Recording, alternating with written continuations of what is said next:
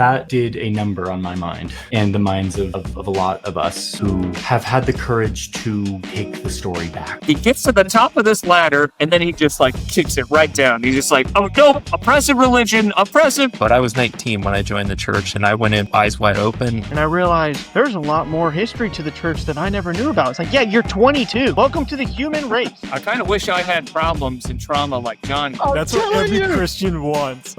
That is it. That's the pinnacle. And now it's time to consider the path of your feet, for crying out loud. Welcome back to Salty Saints. My name is Hayden Holm, and today I am joined by a fine group of brethren. And the reason why we are all gathered here today is because we saw a video flow through our feed, and this video was produced by none other than Johnny Harris. And Johnny Harris, if you don't know him, he is a really big YouTuber. He's got around 7 million subscribers, former member of the church, really big shot kind of guy. Left the church, I want to say, how many years ago was it now? 3-4 years ago? I think he said two or three, yeah. Yeah. Well, but according to him, it's been a decade that he's been, what word do they call it? Dismantling, destroying, ripping their heart out. Oh, deconstructing. Dissolving, something like that. Yeah, deconstructing his faith for about 10 years now. So today we are considering the path of Johnny because this video is over an hour long and because it goes from personal stories to claims of the Book of Mormon's veracity, also touches down on the church finances and stuff like that. There's just so much there that we are calling this the Johnny Harris 8 Cow Debunking. And we are going to do our best to just parcel this out. So today, there's a claim that he makes at the very end. We'll see if you guys can catch it. We're gonna watch the very end and react to the claim that he makes about church and what it did to him specifically. So here's the video, the very last piece. This section is called The Church Today. So here we are in modern day. The Mormon Church has seen a lot of people leaving, like I did. I mean, this is happening to almost every religious organization, at least in the West. The church is growing rapidly in places like South America and Africa as the missionary effort continues. And though I haven't been in the church for a few years, I've seen that the newest leader has softened some of the culture that I grew up with. There's a bit of a reversal of what we saw in the 50s and 60s, where the church, which is now more international than ever, is inviting more local variations on how Mormonism is practiced around the world. They've also started publishing more transparent versions of history instead of the sugar-coated stuff that I grew up with. So there is some updating and flexing to the times on a few small things. But the doctrine Well, Hayden, if you want, could you pause for real quick here? Okay, if you guys are about the same age, do you feel like the church was sugarcoating? Because once again, I was born in '99. So do you feel like when you were growing up, when you were a teenager, that the church was sugarcoated? I'm genuinely asking because I hear this claim all the time. I've never had anyone really talk about it. It's a good question to bring up. Was the church sugarcoating? I can't really say one way or the other because I never turned to church resources to find out answers about that. Like when I was growing up, the priesthood ban or anything like that wasn't really a question I had on my mind. My mind was more focused on making it through junior high school without getting bean dipped in the halls. That occupied 85-90% of the bandwidth of my, I wasn't out there having an existential crisis because I didn't understand the church's policy or this stance on some nuanced piece of historical material that someone took out of context 50 years ago. Well, and that's what I have to be careful when I say things like this. Do they want us to teach this the controversial stuff to 12-year-olds? I don't know. You know what I'm saying? Do they want us in Sunday school to be let's talk about Fanny Alger to the young women that are 15. If that's what they want, okay. But I just don't I don't see how that is something that's useful. You know what I'm saying? Not necessarily sugarcoating, but my parents have never told me about how bad arguments were that they got in. You know what I'm saying? They've never told me about the times that maybe my mom did something that offended my dad or my dad did something that offended my mom. Like they've never like been like, hey, we want to sit down and let you guys know that we're not perfect. You know what like? So I don't know why people expect the church to do that. Like I don't get it. It doesn't make sense to me. So it's a bit of a I double standard. Yeah, I was just thinking, I joined the church in 2001. So I don't know when he was going through his teenage years. But I was 19 when I joined the church, and I went in eyes wide open. I fully researched everything before I came in, and I don't feel like anything was hidden or sugar-coated before I got into the church versus, Flip it, flip it, yeah. flip it. So Right. So I'm just but saying, maybe like, so maybe we're laying this on the shoulders of his parents, maybe. So maybe he asked these possibly. questions to his parents and they didn't really know the answer either. Because I tell you what, back then there wasn't as many ex-Mormon and anti-Mormon influencers online that were actively trying to destroy testimonies. So people didn't need to know a whole lot of the church's history. What they were focused on is what the church can do for them today in whatever day that they are living in. That's what they're focused on. I have a friend, he's not a member. He's a great guy. I love him to pieces. He's got a mohawk, like gauges, covered in tattoos. Everywhere we go, people think that he's kidnapped me because he's like a little Mexican cholo, you know? But he's got like really nice sports cars. Like he's one of my best friends.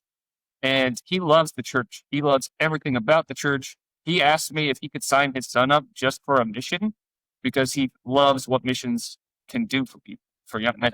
And he's like, the only problem I had was like, 2 years is a long time, man. You know?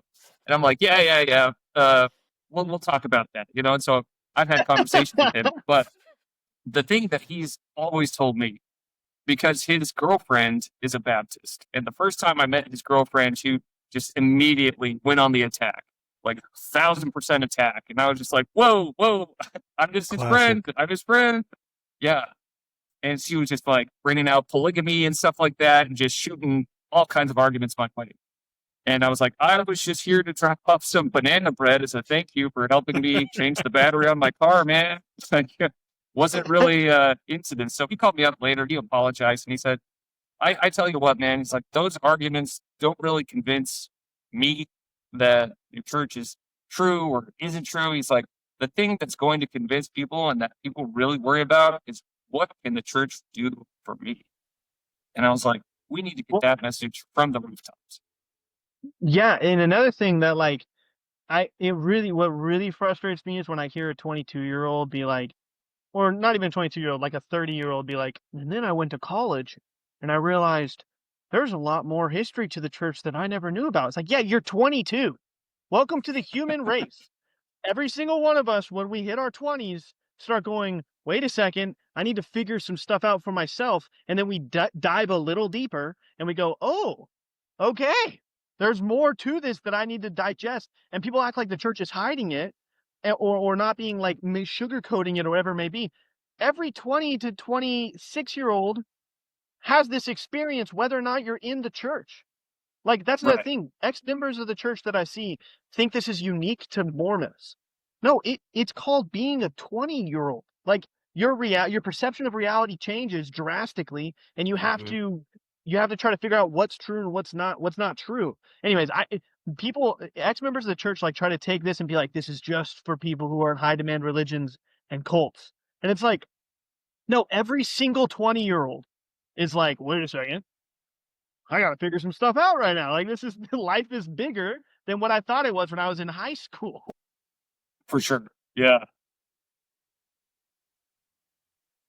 Okay. Go ahead. Before you start, one thing that's important to understand as well, I think, because I was born in the church, there's only so much time during Sundays, during Sunday school, and then the subsequent when it was 3 hours to talk about certain topics. So are you really going to go in depth on like church history if it's like Old Testament? Like if it's all year for the Old Testament, why would you talk in depth about church history if it's an irrelevant topic for that time period? And so like that's another thing to understand. If there's only 52 weeks in a year, then there's ideally, I mean, aside from like general conferences, there's 52 Sundays to cover a topic. Right. And so that gives you actually 104 when it was 3 hours, which is the church that he probably would have known growing up.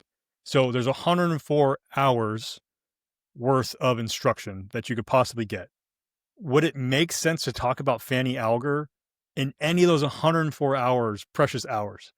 I would argue no. That's absolutely not what I would ever devote time towards. But Right. I mean, like, certainly, like, the history over time has gotten better, right? As historians are poring over source documents. But like, that's not really the argument that most of the time people make. It's always like it's sugar coated or we weren't told enough. It's like, well, no, you have, some of it's your responsibility. And so, Right. and I'm certain Right. he understands that. It's For one of those sure. things too. It's like we can't even get people to like just do come follow me. So like, why are we talking about this like other stuff that's like not even important? Well, okay, I'm not gonna say it's not important. I'm not gonna say it's not No, important. no, but, no. I look, agree. we need to get because what people. you're doing People is don't you- even read the scriptures. Like they need to start reading the scriptures. That's what they need to do.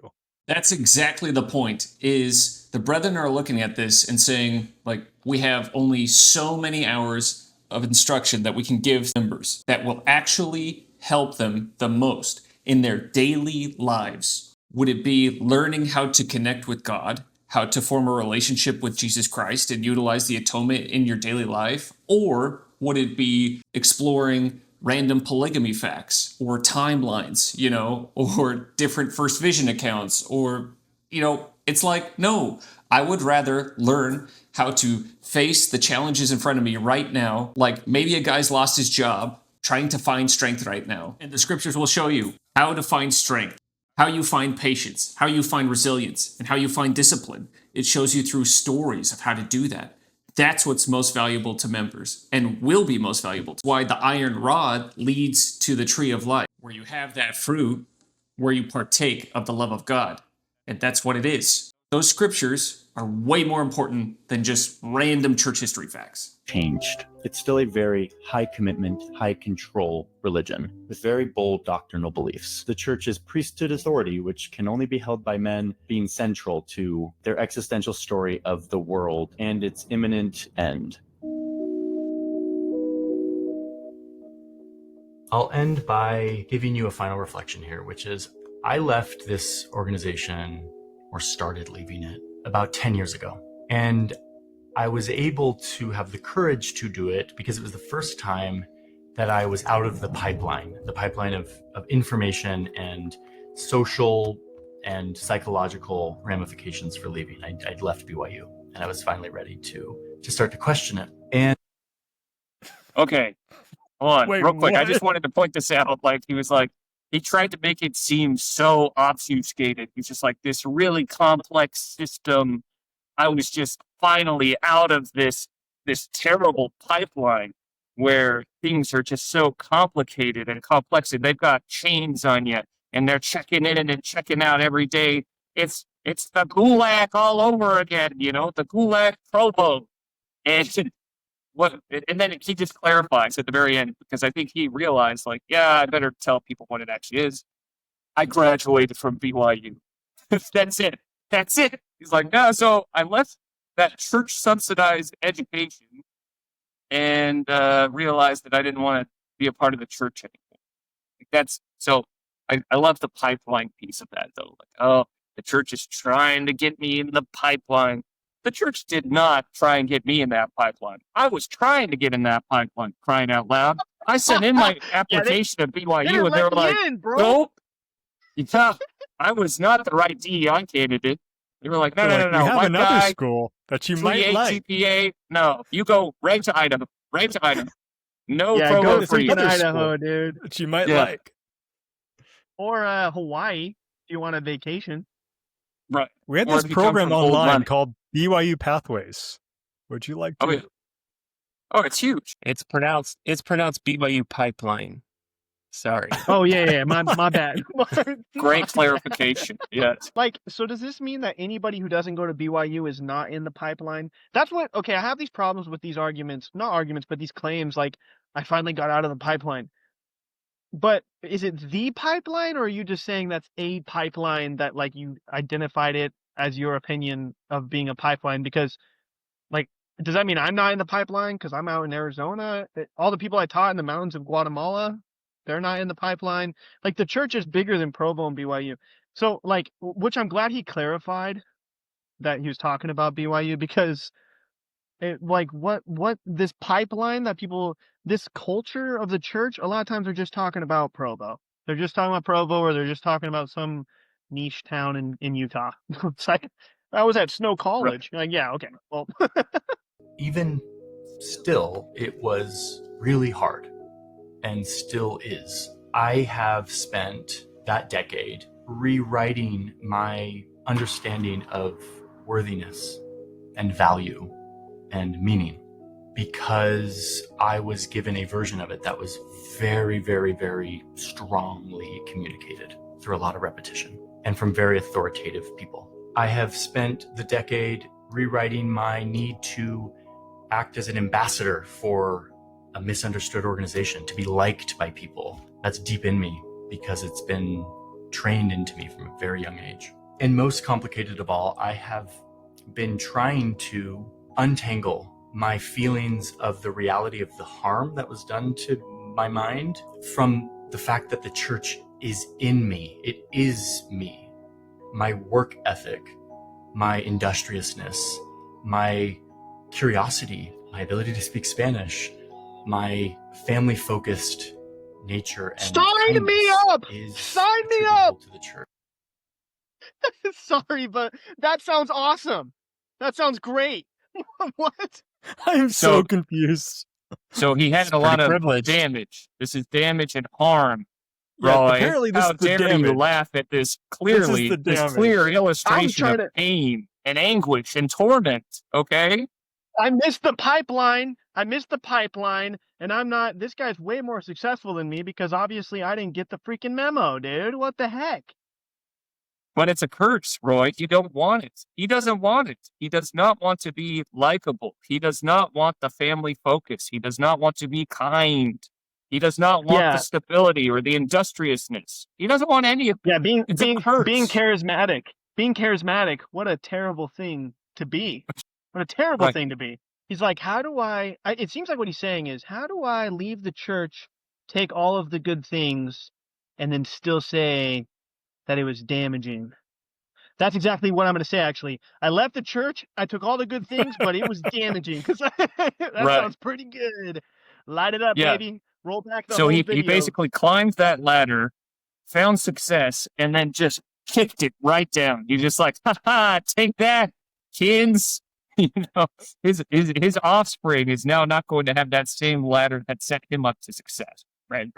That's a sort of impossible contradiction, as I've talked about before. And I don't think I'll ever really sort of reconcile that. But if there's one thing I feel really clear about, and more clear than ever after having been deep in this story, the real version of this story, it's that all of this was made possible because of one thing, and that thing is control.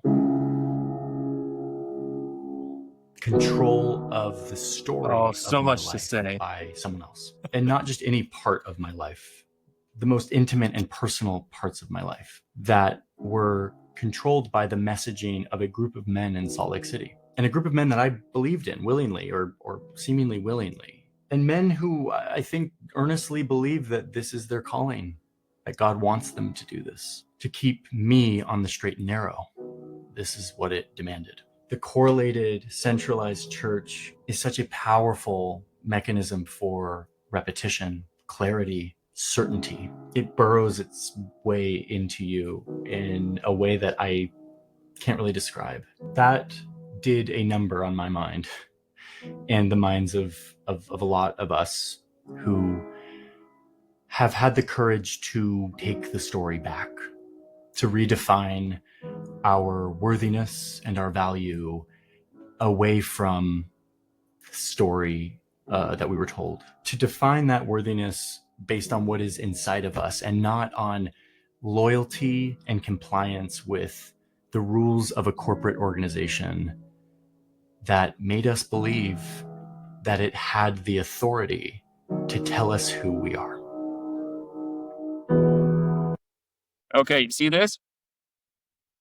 I got my master's in finance, and so I love spreadsheets. Okay, so we got the 8-cow struggle. We're going to get one column here, and we're going to put harm, because he said harm specifically, caused by the church. Caused. And then we're going to have a column over here of benefits from the church. Okay? So we have those two columns, and in that last segment, do you remember the benefits that he listed out? Charismatic, family. There was kindness, He said something about being like industrious, yeah. organized. He speaks another industrious, that's what it language. was. He mentioned Yeah, that. yeah, Spanish, yeah, Yep. family focused, yeah. And he got that from a racist church. Encouraged him to speak a different language. and to serve. What else? He said a couple more. Yeah, kindness. Earlier on, he talked about leadership that he gained from his leadership. mission. Okay, so we've got those and harm caused. Did you guys pick up on the harm caused? So he left the pipeline. That he can't, yes, that he can't detach all of those great things from the church. Oh, yeah. Yeah. I mean, that's the harm. He feels like he can't, like, figure out how to He detach only, those yeah, he good only got character those things traits from the church. That's the harm. Okay. So he can't detach these values from the church. He can't attribute them to anyone else, and that's causing him harm. Okay, so this is grievous to be written. All right, so we've got that. Now, to find the rest, because he gives us a glimpse of his whole life story, we're going to watch that glimpse. This is the basically the end of this part 1 video. We're going to watch that glimpse and see if we can fill out the rest of this spreadsheet and see how it balances out from his own words. Okay, so let me share my screen again. I like where this is going. It seems like he's really was abused by the church. Yeah. Okay, so this is the intro. He's going to tell us his life story in this intro. I've applied and I intend on serving a full-time 2-year mission for the Church of Jesus Christ of Latter-day Saints. Now, that might sound ridiculous. That might sound absurd. Why would you do that for 2 years? Well, let me tell you why. I had the same mouse.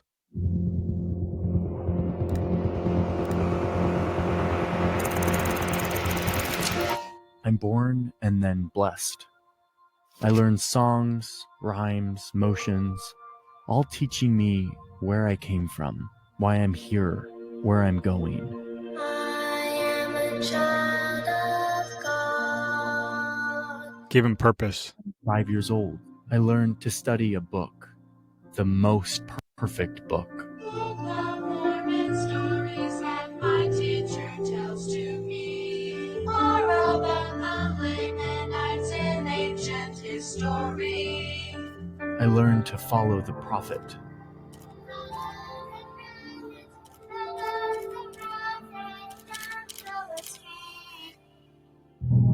I'm 8 and I'm getting baptized. I can sin now.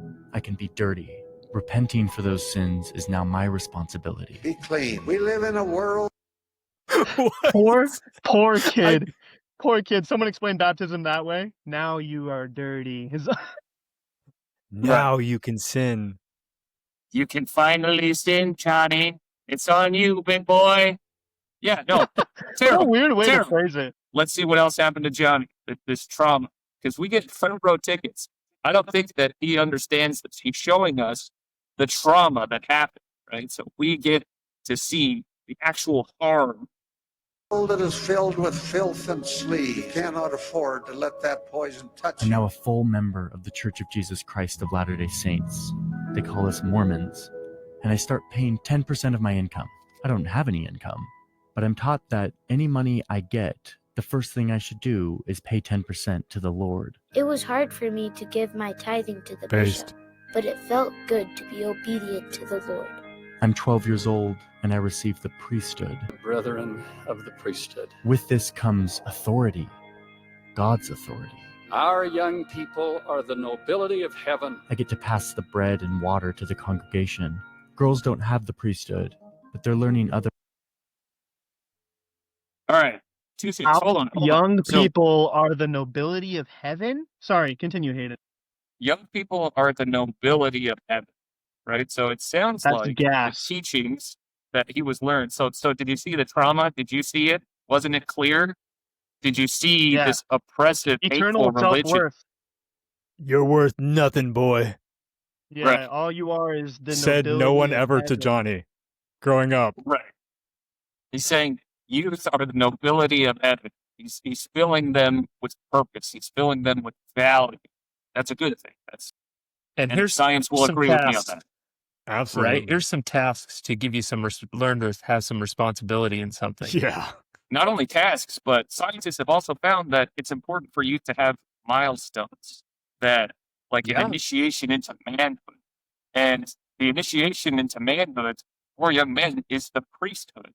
It's a masculine word. Like priest, it's not priestesshood, it's priesthood. It's for men. And so it's funny that he then says the women can't have the priesthood. It's like, yeah, they're women. You know, I know a handful of female Olympic boxers that agree with us when we say men and women are different. We're crying out loud. So he's saying, we'll keep going. We'll keep going. They're important skills. I'll marry one of them one day. If I'm worthy. Ooh. Dang, Okay. bro. All right. So benefit. I'm throwing this on the benefit column. I think he probably would too. So he got married. So he found his Marriage. wife. Great work, Johnny. So Johnny's freaking income work, struggles, marriage, benefits from the church. There we go. So you got married. Hey, props to Milestone. Johnny, Can we also add a benefit? Like, he probably got married to somebody, because he talks about this a little bit later, that also benefited from all of those things, all of those benefits, like kindness, industriousness. Like, she's probably all those things too. But she's she's educated too. They both graduated She's from probably college. educated as well. Yeah. Yeah, he So said that she is a learned some of blessing those to him. homemaking skills. She learned all kinds of skills. I'm just saying. A home doesn't run itself, I'll tell you that. It sure doesn't. Yeah. No, that's fantastic. So I'm putting homemaking evil. skills, milestones, manhood, internal value, learned how to study, marriage. Okay, I think I'm caught up. Let's keep going.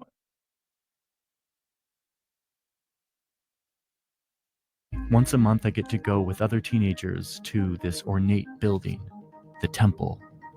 Such an important building. I dress in white and get baptized in this font that sits atop 12 oxen.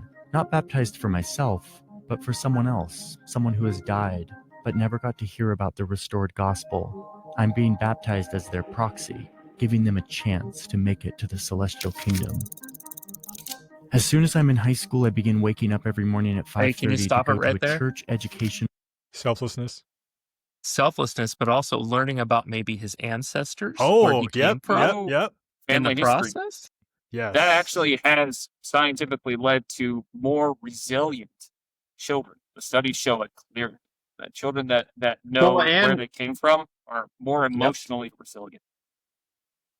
And once a month, he said he got to go with other teenagers, I think is what he said as well. So he got a community there with the youth. Selflessness. Sometimes the youth that you grow up with, like for me, like the deacons and teachers and priests in my quorum, they were like siblings in the fact that I didn't get to choose to be friends with them. But they were in my quorum. So even if I disagreed with them or didn't like some of them, or some of them didn't like me, I learned to love them, which I know he doesn't go into depth about that, but you can't find that like anywhere. Like that's a cool community to be part of. Totally.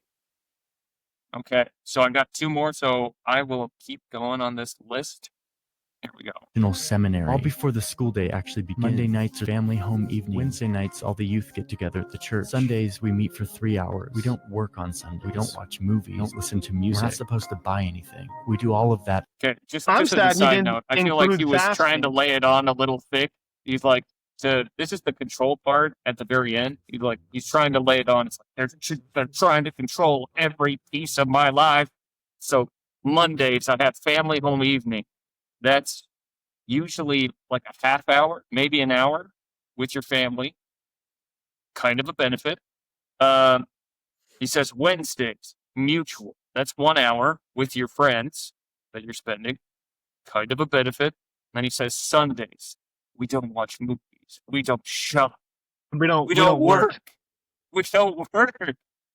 So, day off. but also, I mean, how you- you observe and the also- Sabbath, that's a you problem. That's your family thing. That's The a church you has never problem. come out with a list of do's and don'ts on Yeah. the Sabbath. Like, You could definitely your listen to music parents- on Sunday. there are cultural things. Yeah, these are cultural commandments of like do's and don'ts, but the church has never come out. There was never a priesthood leader that was just like, hey, you don't do X, Y, and Z, at least not in my experience. And I believe I had a pretty comparable experience to Johnny Boy. So, but if there was a priesthood leader that came out with that list of do's and don'ts, we can confidently say he was wrong. Okay, so let's keep going. So I'm going to put another benefit here. More time with family and more time with friends. Maybe local And a community. day off of Maybe they work. weren't A his good friends. excuse to take a day off work. On Saturday, because as I've been singing since I was 5, Saturday is a special day. It's that day we get ready for song. my weekends are spent volunteering. None of my friends are doing anything close to this in their free time. I'm different, but I'm not weird. I go to school dances, I play sports, I'm in a band, I'm the homecoming prince. Okay. This okay, guy's so here- life rocks. This guy freaking rocks, dude.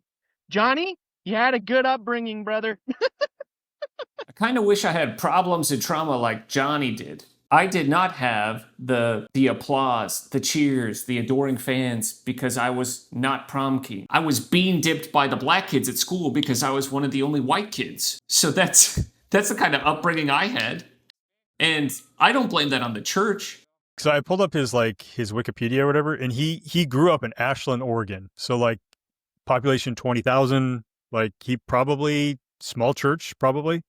Yeah. Small ward. Like he probably didn't have like anybody else in his high school. You know, there's probably a handful of people that he knew that were LDS. So he for sure was different. That's for sure. But he also learned the value of service, so you can add that to the benefit column. Absolutely. So service, that's a benefit. Yeah. And Yeah, he serving said he somebody served bigger than yourself. Every weekend, he said that he went and served. That's pretty good. His parents sound like they're pretty dope. That's pretty good. Stay on top of that. They sound high control and demonic, Roy. How dare you? Yeah, like all of these things are like so good to even just take aside religion. Like to serve other people is like a normally good thing for anybody.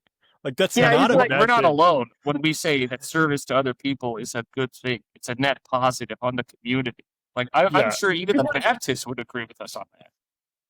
Well, what's funny is like he's like I did family night. I did my mutual youth activities, and I went to church, and I did service over the weekend. But my parents taught me it is important to make friends and be a charismatic person. So when I got into my school life, I was extremely popular, and people loved talking to me. People apparently I played loved on him. sports teams, and I was a homecoming prince. It probably had a This lot to do with Sounds like all the of best those gig things. ever. This is the best gig ever, guys. Join the freaking church. Join the Right. church. You could be wearing this crown at your high school if you joined the church. Okay. Okay. Crying out loud. All right, let's keep going. At church, we're taught that we need to be social. We need to be charismatic and fun. We are ambassadors of the church. We're taught that That though we are in the world, we must not be part of it. We must not be influenced by those who would call us peculiar. and my non-Mormon friends wonder why my family is so close, why we're always so happy, why we work so hard. Okay. So I've got I some never more. paid attention to this. When I first watched this video, I did not realize like how much he hyped up the church here. Happy family, Yeah, so hard workers, extremely social. In a very Christian position too. That's one thing I want to make sure people understand is like those are Christian values. That's not just like the church's values. Like most Christians Right. are striving for that. Like happy families, happy. Like they actually are so I'm full of putting joy. happy family on the list because he was happy family. He was charismatic. He was popular at school and hardworking. We also is what he find said. out he doesn't mention this, but he's playing a guitar with at his wedding, like singing to his wife. And in that video we just saw, he was playing the piano. I know. I think it's a safe I know that's not assumption. I think it's a safe assumption. I'm saying I think his parents are probably like, hey, in this life, Yes. we take with us into the next life what we learn here, so we're gonna learn instruments. That's gonna be a thing. Like I think we could throw that in there. Like Yeah. instruments, playing songs. Kids don't just learn them on their own. Like very rarely has a child of mine said, "Mom, I want to learn how to play the piano," and then stuck with it enough to actually learn how to play the piano. Like she's the one that's like, "All right, it's time to play. Let's practice. Let's repeat." 100%. So we'll put give it another 20 years, and we'll be the only church that's producing organists. All right, so. Oh, totally. So I'll put music on there as well. Okay, let's keep going. I get my first job at Dairy Queen, my first paycheck. I start paying tithing. I go to Mormon youth camp during the summer. Okay, hold on. So his parents encouraged him to work from a young age. I will point that out. That's good. That's a good thing.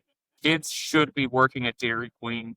Kids should be working these low-level jobs because it teaches them the value of hard work. It also teaches them the value of education and striving for a brighter future. Because you get to work with some of the best and brightest that the community has to offer when you're working fast food. I worked fast food as a young man. And after working fast food, I realized my parents didn't have to convince me to go to college after that. I was like, Mom, Dad, I got to get out of here. I can't do this. And they were like, oh, easiest sell they ever had to make. Okay. So we'll keep going. We dance and we sing, we play, we perform, and feel feelings we aren't sure are ours.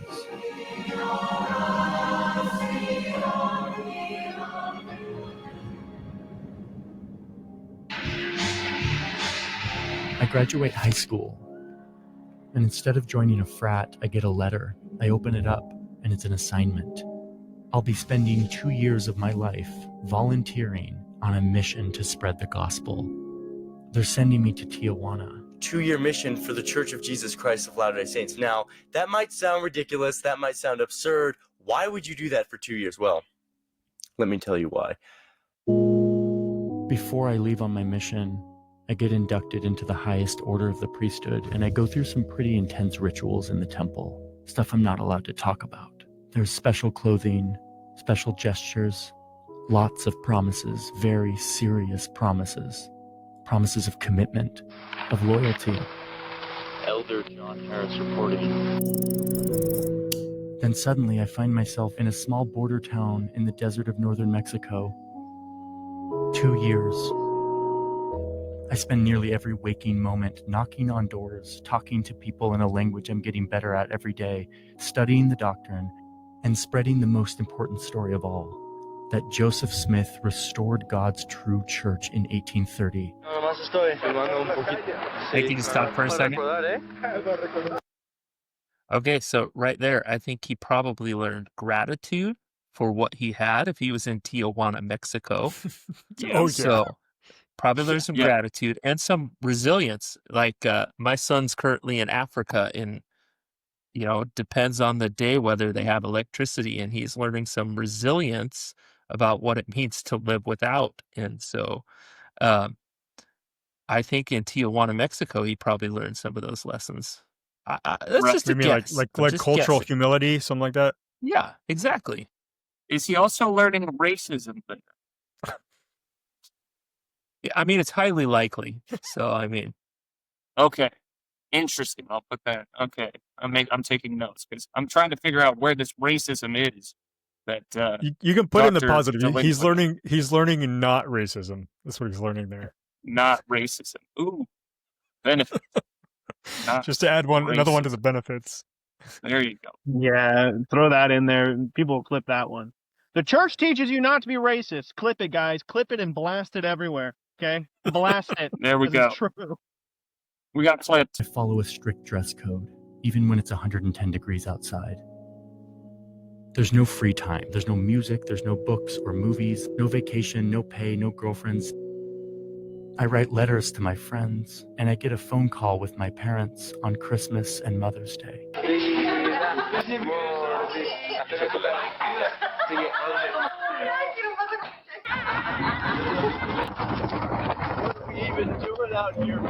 All my non-Mormon friends are at college, discovering their academic interests, their sexuality, their tolerance for alcohol, while I'm discovering how hard I can push my body and mind, how good I can get at Spanish, how compelling I can make the message sound. Every day is planned down to the minute, something I still do today.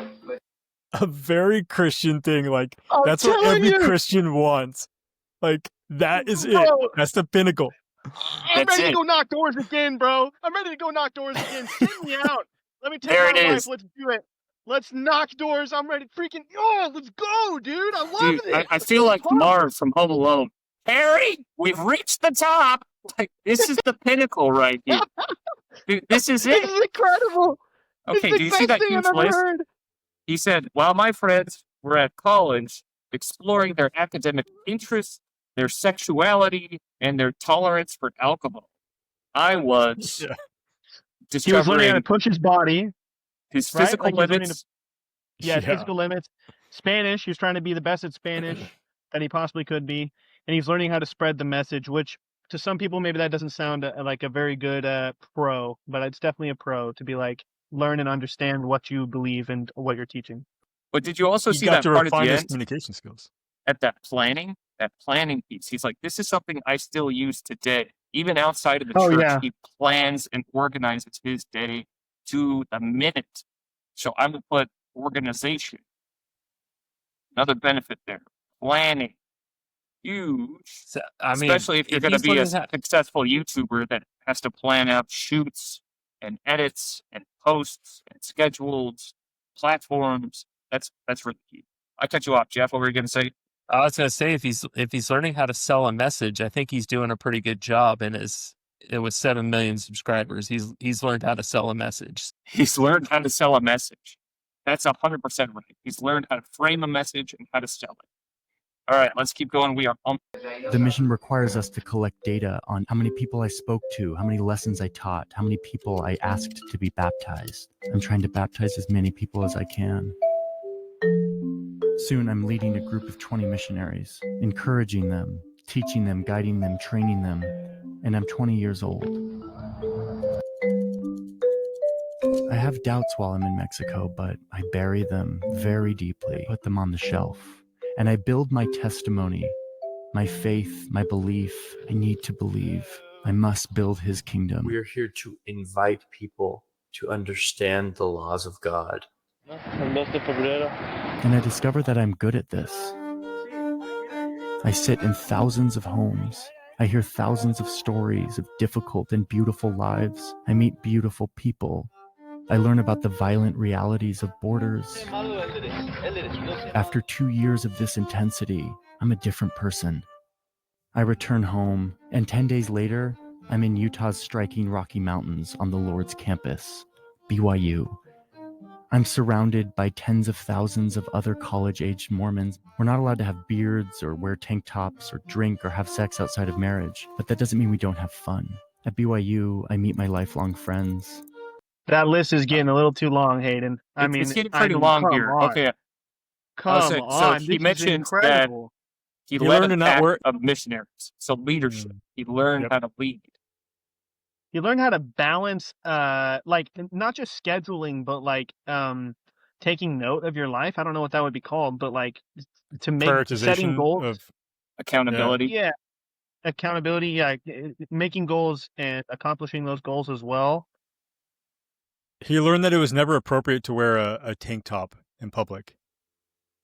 Was that harm? Is this the harm he's talking about? Should we put that on the harm list? I think throw it on the harm list. Probably. All right, I'm putting that on the harm list. We have this guy. I'm going to advocate for Johnny here. Don't worry, Johnny. I got your back. Wait, no tank Jeff, tops. A short Jeff, aside. what'd you say, Jeff? I said that, and he learned he couldn't have a beard. Oh yeah, I mean, no beard. Also, no, No beards. alcohol. And he said also no Hayden, premarital sex. Hayden, you do have a little bit too much facial hair to be a worthy priesthood holder, brother. I suppose I do. I guess I didn't get the memo. I also wasn't admitted into the Lord's campus, so The I pipeline. guess I wasn't in the pipeline. They didn't get me. Aha! Maybe that's why I resonate with them so strongly. Well, I can't Okay, really here we grow go. facial hair, so it means I'm an elect being. God Johnny chose probably me. couldn't either at that time. Yeah, At the very that's end. true. Did you see at the very end? He said, "I met my lifelong friends at BYU, BYU." So, lifelong friends, something I'm going to add to the list. Lifelong friends. And I think you're just about to get into he finds his wife as well, I'm pretty sure.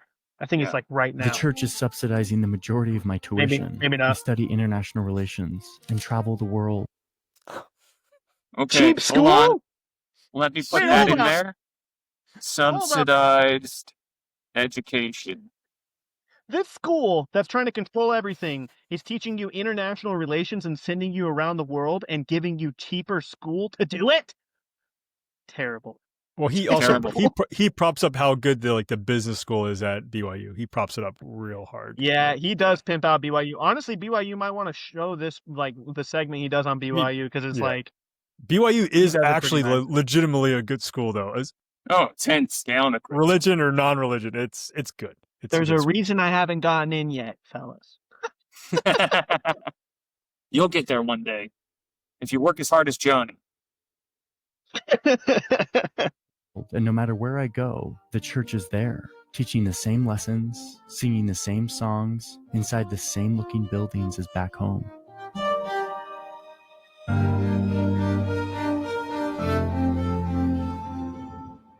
Every 6 months, we all travel to Salt Lake City to gather with tens of thousands of members from all around the world, and we listen to our church leaders speak. We believe that they are prophets, seers, and revelators. This is broadcast to members all around the world. And one of the key messages throughout all of this training is family. Family is the most important thing. Family is eternal. I'm 21, and I'm dead set on finding a wife, someone I can start a family with. It must be another devout Mormon who has been on this same path. And I find one. I'm engaged 10 months after returning from my mission. Izzy and I get married in the temple. We're juniors in college, and soon we're walking for graduation with a beautiful newborn baby in our arms. Great freaking job, Johnny. I'm trained. Way to go, Johnny. The church has invested so much in me. All things considered, Johnny has not cheated on his spouse. Johnny is still a good husband. He loves his wife. He loves his family. That he got because he's a member of the church. No, I'm sorry. No, that's not. Maybe that's not 100% true. But Johnny, you did pretty good, Johnny. You're doing great. You're doing great, Johnny. Yeah, I've known people that have done way worse. I will say that. I can confidently say that there are a lot of people that would look at your life and say, man, I wish I had that trauma growing up. This high control, ism-filled religion seems terrible. Seems horrible, Johnny. How did you make it out alive? Johnny, how did you do it? Yeah, We're gonna see. He's literally like the worst. He's the worst story to be pitching at this time. 100%. Dude, I'm telling you, with the first, I don't remember when it switches over, but even when he does this bait and switch where he tries to make it a like about like money and stuff, but what he just tells me is that the church is great at investing money, which I guess we'll have to do that another day. But I was just like, yeah, this is dope. And then he even says, members probably think this is dope, and I'm like, we do. It's kind of dope. That's right. Great prognostication powers there, Johnny. We do believe that it's dope. Okay, here we go. Me and many of us go from here to have high-paying jobs, to volunteer as leaders in the church, to be deeply devoted to running it effectively, to growing it, to faithfully paying tithing, all while living productive, industrious, family-centered lives. But I don't follow the rest of this path. Dum dum dum. Why doesn't he follow? It's like you did all the work and then didn't get to eat the cookie, dude. You made everything and then you didn't get to enjoy the benefits of it. 100%. Well, I think he did the opposite. I think he enjoyed all the benefits and then he decided to opt out before anything was required of him. So it reminds me of, you guys ever seen Glory? You remember that movie? There's a great scene in the movie Glory where the gravedigger is slapping one of the guys around because one of the guys is like, hey man, why are you fighting for this army that just hates you? They view you as this no good reprobate. And the gravedigger, who's played by Morgan Freeman, slaps him across the face and he's just like, hey man, you know, these guys have been dying for us for a long time. And I've been praying and asking, when is it our time to kick in and ante up like men? Like men. And he then says, like, it's our time because they were their battalion. It was an all black battalion in the Civil War. It was their time to go up to the front lines and they were slaughtered. But he was happy to do it because he saw the amount of people that had sacrificed to get him to that point to where he could then make the sacrifice. I'm seeing Johnny very similar to like that Denzel Washington character who's like, why am I doing this? I don't want to do this. I don't owe these guys anything. So Johnny, I tell you what, so he climbed that ladder, but let me show you my spreadsheet. So Johnny Harris's in-town struggles. I want to see the list. I want to see the list so bad. Let me get that spreadsheet up here so that we can see clearly the great pros and the reveal? cons. My goodness. Okay, so here we go. The benefits are basically down to row 37. They start at row 4. Okay, and then harm stops at row 8. And the harm is he can't detach the values that he has from the church. He wasn't allowed to wear tank tops. He wasn't allowed a beard in college. And he was not allowed alcohol in college. And he wasn't allowed premarital sex in college. So, for the church subsidized education right down here that sent him across the world and helped him to launch his career as a wildly successful YouTuber. So to me, it seems like Johnny kind of died in dash, right? Like he grew up in the cream of the crop. Like he grew up learning from great parents. We know he had a great upbringing.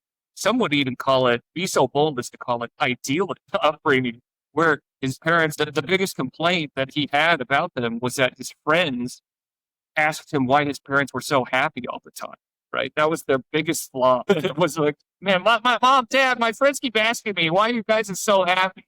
Quit it. I look so weird in school, you know? And as he's like prom prince and all of that, as they're crowning him with his achievement. Yeah. So he climbed this ladder of success, and it was just one success after another of objective success. Everyone else would look at that inside and outside of the church and say, wow, he lived a great life. He gets to the top of this ladder and then he just like kicks it right down. He's just like, oh no, oppressive religion, oppressive. I'm depressed. This is terrible. High control. I don't want it. No, none of that. And then he just like kicks it down. And this is the real shame because the children that he has right now, the child is now not going to grow up with that same structure, that same stability, and that same community of people that led John to develop that sense of hard work, industriousness, self-confidence, value, all of that. That's all just been blown out. And now Johnny is sitting there looking sad at the camera, taking a deep sigh as he's saying, well, I can't get over this.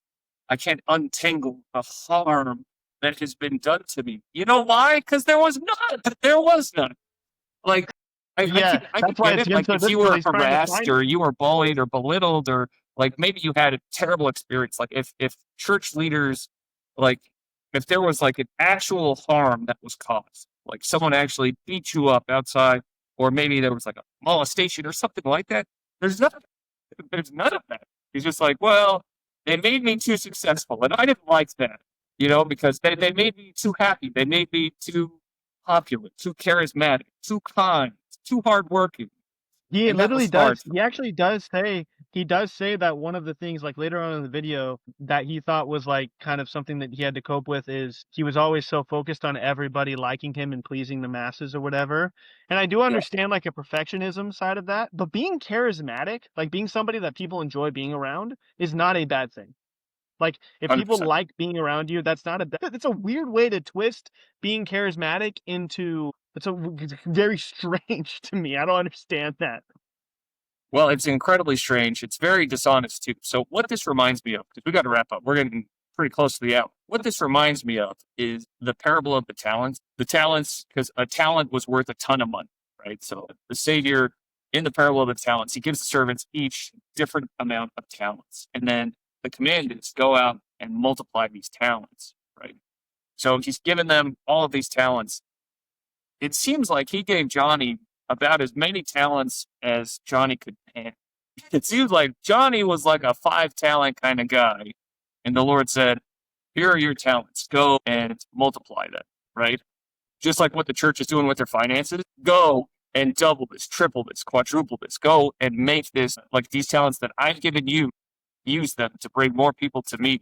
Johnny took those talents and he just buried them. He was like, nope, these are mine. And the church was nothing but abusive and terrible to me. So take that. And so he's taking these talents and he's just running off with them.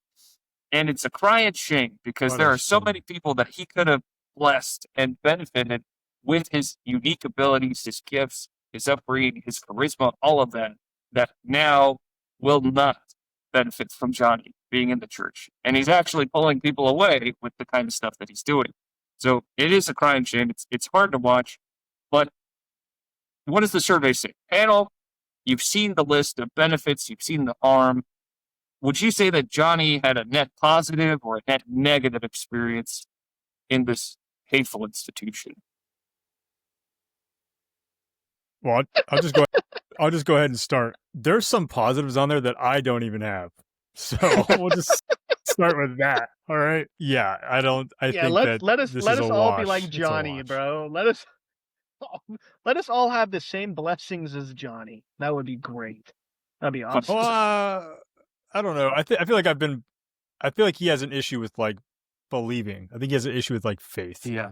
Yeah. And so I'm very. I will say like I wouldn't trade my.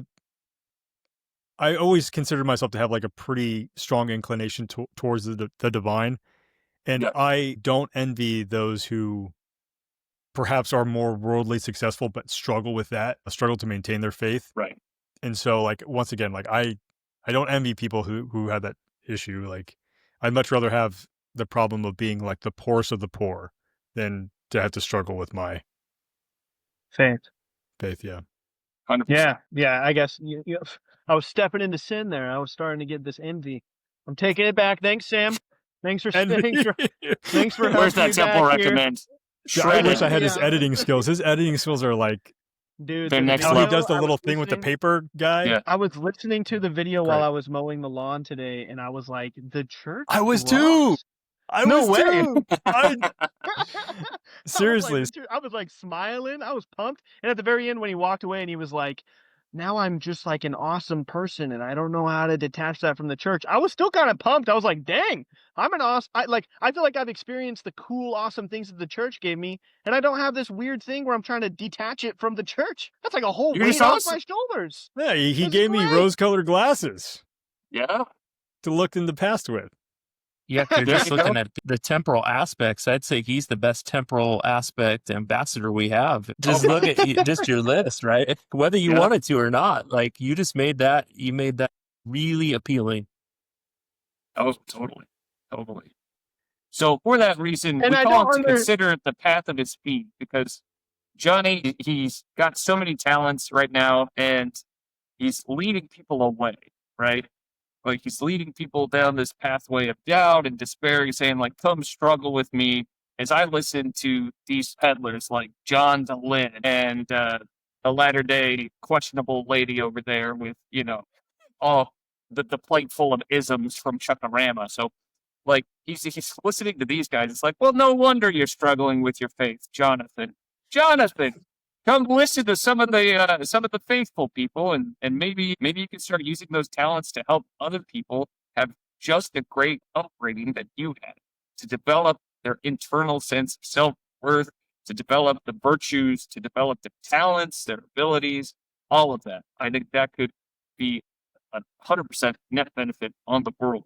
Jonathan did that. So Anyway, so we are getting close to time, so we got to wrap up. So until next time, we got Roy at the Iron Broadcast. Be sure to check him out. We got Sam at Through the Mist. Be sure to check out his YouTube channel as well. We got Jeff Borders, the Antichrist Playbook. Check him out online at jeffbordersbooks.com. Is that right? Or Plain and Precious Publishing. That's the You one. can go Plain to and Precious either one Publishing. of those. Either one of those, yeah. Here we go. I'm Hayden Holm, and this is Salty Saints. We'll see ya.